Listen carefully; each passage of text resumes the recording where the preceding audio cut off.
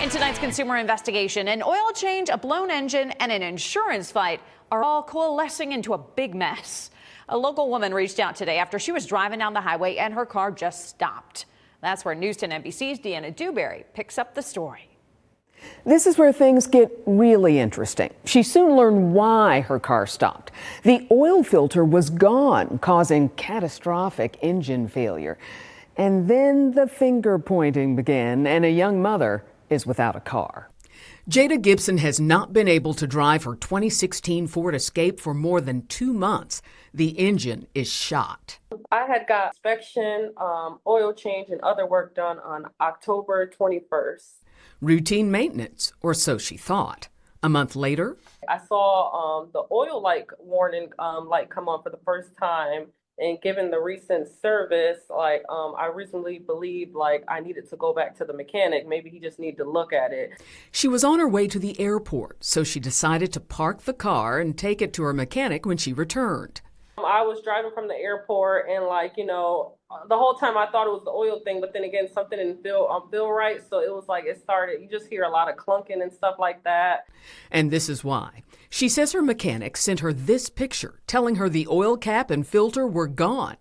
In a text message, he speculated, "I'm going to guess whenever the light came on is when the oil filter fell off or came off or broke off," which led to all the oil draining from the car, ruining her engine.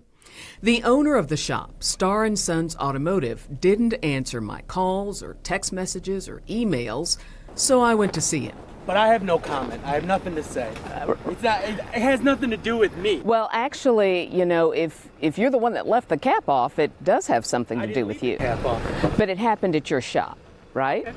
Yeah. And so I was just wondering if you have been talking to insurance or anything. But he did refer Jada to his insurer, Erie Insurance Company. Weeks later, an adjuster called.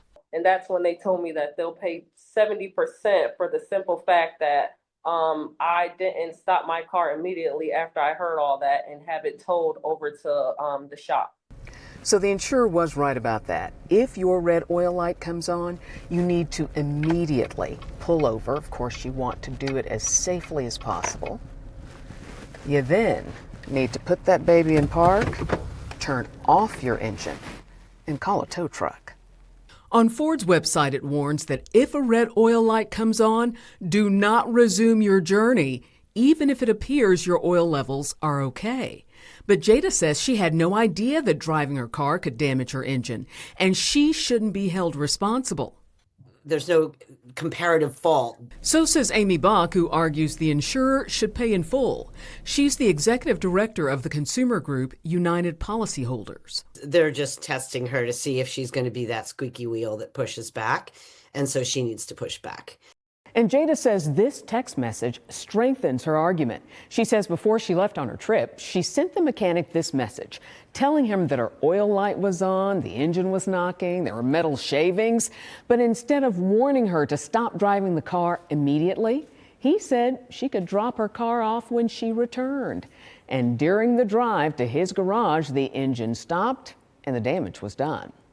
I reached out to Erie Insurance Company, and a spokesman sent me this message. Our team reviewed the claim file again following News 10's inquiries and confirmed it is being handled in accordance with the applicable coverage and facts and circumstances of the loss. Now, if you're battling with an insurer, experts say email your complaint, creating a paper trail, and contact the New York State Department of Financial Services hotline. That's exactly what Jada is doing as she continues to fight with her insurer.